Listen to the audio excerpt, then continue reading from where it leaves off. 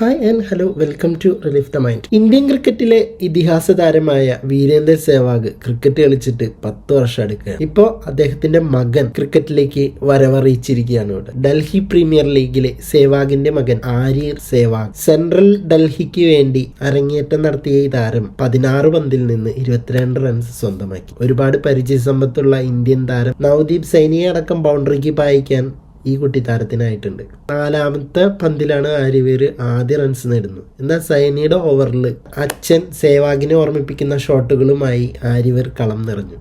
ഇന്നിങ്സിലെ 3ാം over എറിയാനെത്തിയ സൈനിയുടെ ആദ്യ പന്ത് തന്നെ ആര്യവീർ ബൗണ്ടറി നടത്തി. 2ാം പന്തും അദ്ദേഹം പോറടിച്ചുകൊണ്ട് തന്റെ തനി സ്വരൂപം കാണിച്ചു. സ്പിന്നർ റൗനാക് വഗേലയെയും ആര്യവീർ തുടർച്ചയായി 2 ഫോറിന് വായിച്ചിരുന്നു. എന്നാൽ ആ ഓവറിൽ തന്നെ ഈ കുട്ടി സെവാഗ് പുറത്തായി. മികച്ച ഒരു തുടക്കമാണ് ആര്യവീർ സെവാഗിന് കരിയറിൽ ലഭിച്ചിരിക്കുന്നത്. അടുത്തൊരു വീഡിയോയുമായി വീണ്ടും വരാം.